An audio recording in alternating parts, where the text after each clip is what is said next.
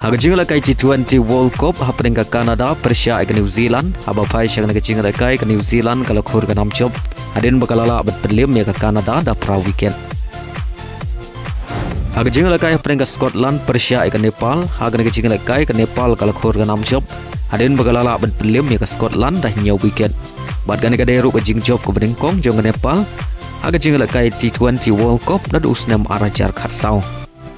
Kajing lekai happening ke Ireland, Persia ke Zimbabwe, lahap ban pen sangeno, namar kajing penthut jong ke Mariang, bad baro artli ken hun ki yo mar shipoin, bad Lyngba ke shipoin la penlong ya ke Zimbabwe, bakan yo rung sya ke Super 8, kan baga Australia kaladu ban rung sya ke Super 8. Kajing lekai Champion League Playoff Fast Leg happening ke Dortmund, Persia ke Atalanta, apa pai sya ke kajing lekai ke Dortmund kalau khur ke nam job, hadin bagalala bat pelim ya ke Atalanta da Arlanot.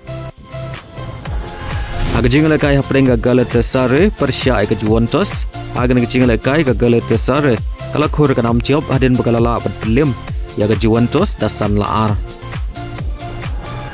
Haga jingla kai hapring ke Monaco Persia ke PSG haba pai syang ke jingla kai ke PSG kalau khur ke nam job hadin bakalala bat pelim ya ke Monaco da lai laar. Wala ke Monaco kalau yo ban chap gol nengkong tang haki san pheu sau second. Baria gini ki lai gol jong ke PSG le yo ban chap ar gol dau duwe bad shigol le yo ban chap dau Hakimi.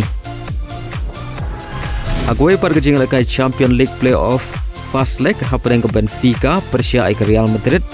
haga ke jingla kai haga kela step ke jingla kai ke long Maria khaj haga babaro artli ken hun ki klemla ban pen ki jar